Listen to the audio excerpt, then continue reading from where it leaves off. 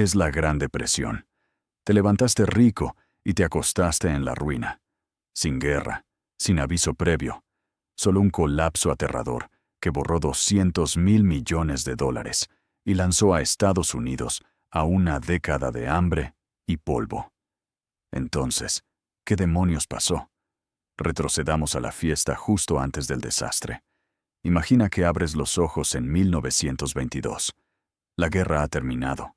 Los bigotes son ridículos. Y la economía está en su mejor momento. Las fábricas ya no producen tanques, sino tostadoras, aspiradoras y refrigeradores, que hacen que los hieleros parezcan cosa de pobres. El skyline de Nueva York se eleva como si estuviera dopado. El jazz se convierte en la banda sonora omnipresente de los años 20. Suena por todos lados, y nadie lo entiende del todo. La economía florece. La gente cree de verdad que las buenas rachas durarán por siempre. Hasta los economistas decían algo así como: créeme, esta década está rugiendo a todo volumen. Y los motores del crecimiento ronronean sin parar. El Model T sale de las líneas de montaje más rápido que nunca, gracias a la innovación de la banda transportadora de Henry Ford. Lo que antes requería 12 horas, ahora se hace en 90 minutos. Los autos inundan las calles, las plantas automovilísticas estallan de pedidos. Petróleo, acero, caucho. Todas las industrias conectadas se ven arrastradas en el torbellino. La economía estadounidense no solo crece, acelera a fondo. Mientras las ciudades brillan con electricidad y lujos, América se enamora de artilugios como las radios. Para 1929, 10 millones de hogares tienen radios. O sea, 10 millones de familias escuchan a Al Jolson y una treintena de anuncios en glorioso ruido de AM. Pero mientras las urbes bailan, el campo americano apenas logra entrar en la pista. Los granjeros, antes prósperos por la demanda bélica, ahora ven caer los precios en picada, así que piden prestado para modernizarse. Pero esos tractores relucientes no los salvan. Solo les permiten quebrar un poco más deprisa. Al mismo tiempo, la América urbana encuentra su pasatiempo favorito: comprar cosas que no puede pagar. Bienvenidos a la era del compra ahora, paga después. ¿Quieres una radio? Finánciala. ¿Un auto? Fináncialo. ¿Acciones de una empresa que fabrica sombreros para perros? Por supuesto, fináncialas. Los bancos, encantados con esta novedad, ofrecen planes a plazos a cualquiera que respire. Es como decir financieramente: claro, me caso contigo. Hemos salido 2 veces. Pero el verdadero núcleo de la locura está en Wall Street. El mercado de valores se transforma en un parque de diversiones para mayores. Los préstamos con margen permiten que cualquiera compre $100 en acciones solo con 10 de entrada. Los otros 90, ¿y qué? Es el futuro. Las acciones solo suben, ¿no? Hasta el barbero lo sabía. Confía en mí, chico. Las utilities están de moda. Gané una fortuna en calcetines o acciones. Sigues siendo barbero, eso sí. Sí, pero en el alma soy un magnate. Las cosas van mal cuando tu barbero, tu carnicero y hasta tu perro empiezan a dar consejos bursátiles. Los lustrabotas le venden a los banqueros inversiones infalibles. Un botones le dice a un Vanderbilt que liquide los ferrocarriles e invierta todo en lápices. Entre 1924 y 1929, el Dow Jones se cuadruplica. Los precios de las acciones desafían la ley de la gravedad. ¿Fundamentos? ¿Para qué revisar ganancias cuando puedes guiarte por las vibras? Esta línea sube, y mi autoestima también. Las empresas se vuelven ingeniosas. Crean compañías holding que controlan otras holding que no poseen nada de nada. Solo capas de vacío y un montón de bombo accionario. Unos pocos intentan dar la voz de alerta. El economista Roger Babson advierte en 1929. Se avecina un desplome. Wall Street reacciona comprando más acciones y diciéndole a Roger que se vaya a pasear. Una banda de jazz toca por encima de él. Los billetes de dólar caen del cielo. Nadie lo oye entre el ruido del dinero y el optimismo. Mientras tanto, tras el champán y el jazz, se forman grietas. La deuda rural sube. La deuda de los consumidores se infla. La economía baila al borde del abismo. Y nadie verifica si las tablas del piso aguantan. Pero oye, no te preocupes. Es 1929. ¿Qué podría salir mal? 29 de octubre de 1929. América se levantó rica y se acostó en la miseria. Ese día pasaría a la historia como el Martes Negro, cuando el mercado de valores no solo cayó, sino que ejecutó un clavado perfecto de 10 metros contra el cemento. El Dow se hundió. Las cintas de cotización escupían números rojos como endemoniadas. Los teléfonos sonaban sin cesar. Trajes chillaban. Los corredores se desmayaban. Un tipo supuestamente sufrió un infarto, se recuperó, miró su cartera y tuvo otro. 14,000 millones de dólares en riqueza desaparecieron. Evaporados. Ajustado por inflación, esos son más de 200,000 millones. No es dinero de Monopoly. Casas reales, ahorros, fondos para la universidad, esperanzas y sueños, todo perdido. Vende todo menos mi chaleco Patagonia. Es lo único que me queda. Fuera de la bolsa, multitudes se congregaban en un silencio atónito. Algunos se tomaban de las manos, otros lloraban. Muchos solo miraban al suelo, intentando descifrar cómo una economía entera se había tropezado con sus propios cordones. Los rugientes años 20 no solo terminaron, se estrellaron de cara contra un muro de ladrillos, cargando con los planes de retiro de todos. Y eso fue solo el principio. El colapso desató una reacción en cadena. Primero llegaron las llamadas de margen. Durante el auge, la gente compraba acciones con dinero prestado. Baja $10, obtén acciones por 100. Genial. Hasta que el mercado se derrumba y tu corredor exige los otros 90 de inmediato. Los inversores corrieron a cubrirse. Muchos se quedaron. No quedaba nada por saldar. Fortunas en papel se evaporaron de la noche a la mañana. Quienes habían sido adinerados el lunes estaban en la ruina para el jueves. Banqueros que habían pasado el verano sorbiendo martinis ahora se quedaban en sus oficinas, mirando los balances como si estuvieran en griego. Y luego llegaron los bancos. ¡Ay, los bancos! Esas imponentes instituciones, baluartes de confianza, con pisos de mármol y escritorios de roble. Resultó que se erigían sobre papeles sin valor y un optimismo ciego. Mientras el mercado de valores se derrumbaba, los bancos no recuperaban sus préstamos, así que optaron por lo predecible: colapsar. Y la gente corrió. No trotó, no caminó con prisa, sino que huyó despavorida. Las corridas bancarias estallaron como un incendio forestal. Multitudes se agolpaban frente a las sucursales locales, aporreando puertas cerradas y gritando por sus ahorros. Adentro, los cajeros intentaban tranquilizarlos. Todos, por favor, su dinero está totalmente seguro. Bueno, no del todo. Familias enteras lo perdieron todo.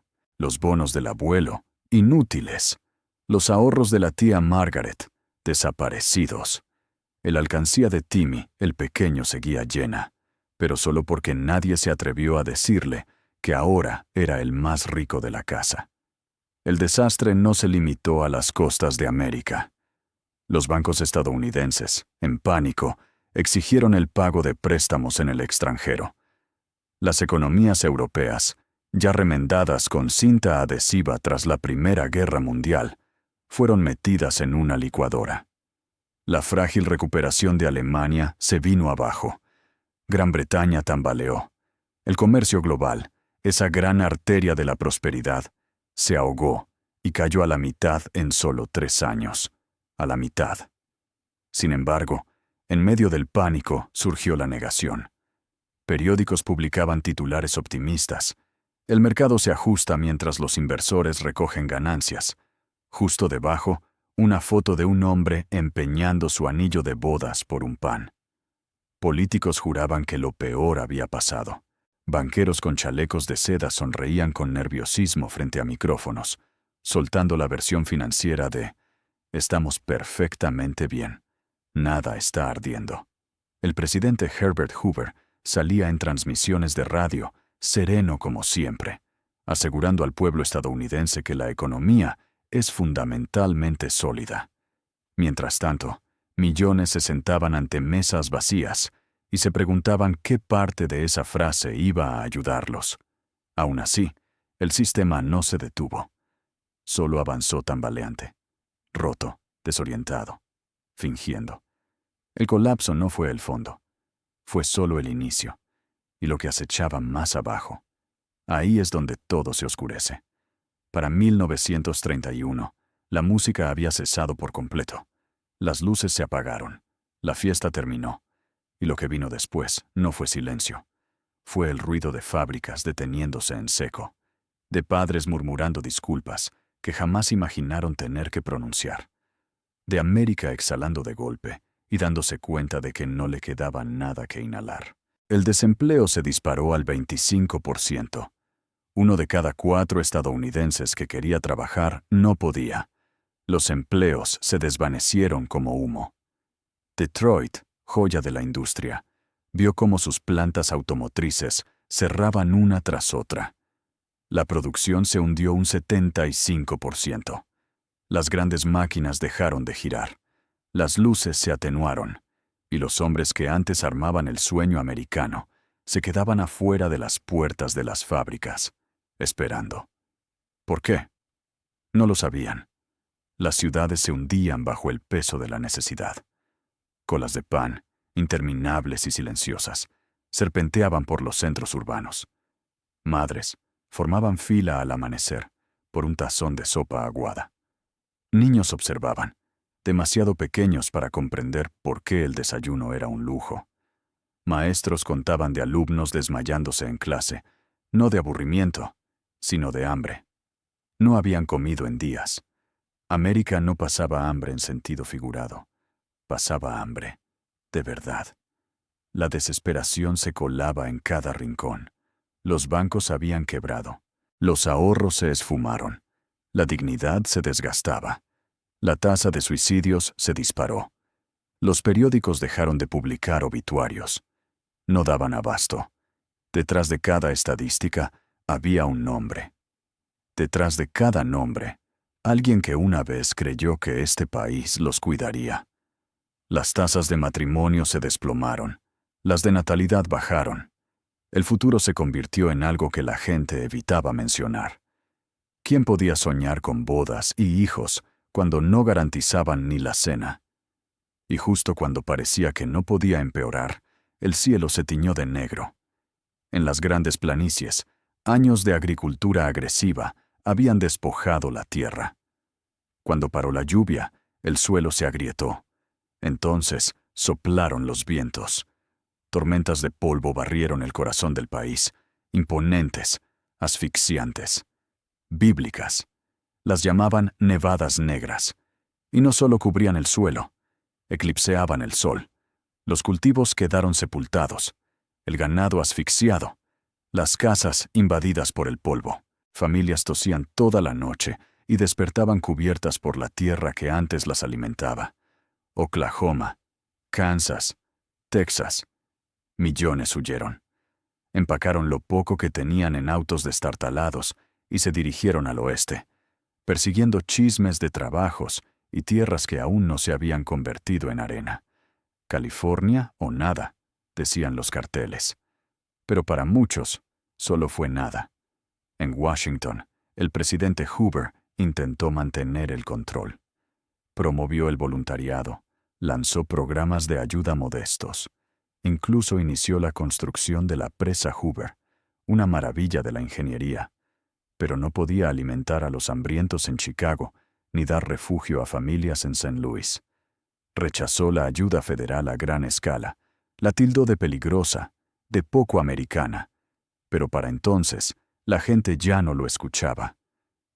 El nombre se convirtió en sinónimo del sufrimiento en las Hoovervilles, barrios precarios construidos con chatarra y cartón. Las mantas Hoover, periódicos usados para abrigarse. Las banderas Hoover, bolsillos vacíos volteados del revés.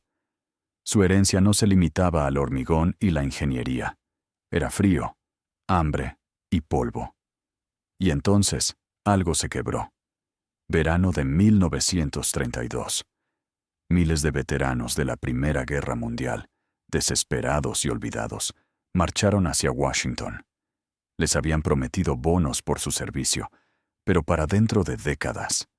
Sin embargo, los necesitaban ya. Erigieron una ciudad de tiendas a las afueras de la capital y esperaron de manera pacífica. El Congreso dijo que no. Hoover dijo que no. Y luego llegó el ejército.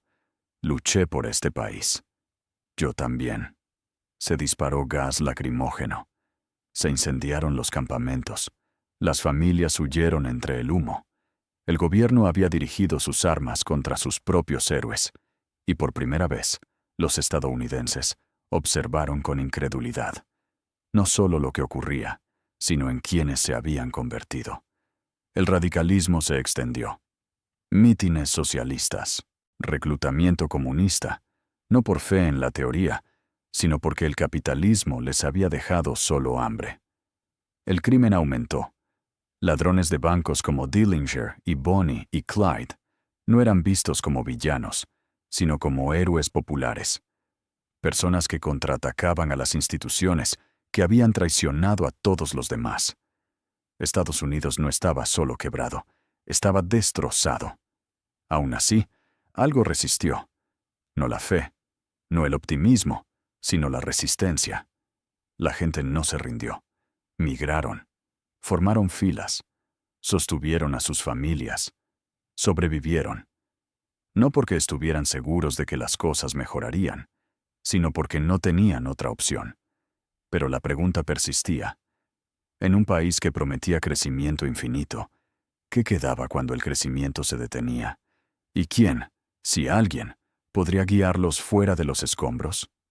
Para marzo de 1933, Franklin Delano Roosevelt se paró en el podio para su inauguración. Millones se inclinaron hacia adelante. Lo único que tenemos que temer es al miedo mismo, declaró. No al oro, no a los bancos, ni siquiera al polvo, al miedo.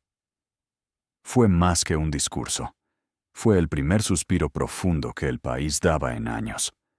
Roosevelt no esperó. En cuestión de semanas, jóvenes con ropa raída recibieron palas, tiendas de campaña y un propósito. El Civilian Conservation Corps los puso a trabajar. ¿Estás aquí para plantar árboles y salvar al país? ¿En ese orden? Sí. Pronto llegó la Works Progress Administration. Millones contratados para construir carreteras, puentes, escuelas, oficinas postales. No solo restauraron la infraestructura, restauraron el orgullo. Quienes antes esperaban en colas por pan, ahora se erguían en andamios, elevando acero hacia el cielo. En el Valle de Tennessee, FDR impulsó la TVA. Se alzaron presas. Se encendieron luces. Pueblos enteros que habían vivido en tinieblas empezaron a iluminarse. Las familias se reunían alrededor de radios, no porque al fin pudieran costearse una, sino porque por primera vez tenían electricidad para conectarla. Lentamente, de forma innegable, la vida se reavivó. El PIB subió. El desempleo descendió poco a poco. El polvo se asentó, de manera literal y metafórica. La gente se atrevió a soñar con un futuro otra vez. Pero FDR no se conformó con empleos. Quería reparar la maquinaria, no solo lubricarla. Así que creó normas. La SEC para impedir que Wall Street repitiera sus excesos. La FDIC para resguardar el dinero de que desapareciera de nuevo. Los bancos reabrieron, pero esta vez la gente no corría para retirar todo en pánico. Depositaban con calma, con esperanza. Luego surgió la seguridad social, No enriqueció a nadie. No hacía falta. Decía, importas, te recordaremos. No tendrás que trabajar hasta derrumbarte. No era llamativo, pero era trascendental. Incluso las artes encontraron empleo. El Federal Arts Project remuneró a pintores, fotógrafos y escritores para retratar el alma de una nación en recuperación. Una foto, Migrant Mother, de Dorothea Lange, se convirtió en el rostro de todo aquello. Sus ojos no decían, estamos salvados. Decían, estamos sobreviviendo. Hollywood también aportó su granito de arena. La gente llenaba los cines para ver The Wizard of Oz, donde un mundo gris se transformaba en color. En pleno depresión, los estadounidenses seguían soñando, quizás más que nunca. Las ciudades volvieron a vibrar. Los restaurantes reabrieron. Las radios sonaban con música swing. Y si entrecerrabas un poco los ojos, el horizonte urbano parecía elevarse de nuevo. A lo lejos, las fábricas empezaban a zumbar. Pero esta vez, no solo con bienes de consumo. Cascos, botas, municiones. El mundo se movía una vez más. Y Estados Unidos comenzaba a agitarse, no solo por la recuperación, sino por algo mayor. La Gran Depresión no concluyó con una fiesta. Terminó con labor, con manos ampolladas y espaldas agotadas, con leyes, esperanza y un toque de jazz. Con una nación que se había derrumbado, optando por reconstruirse pieza a pieza.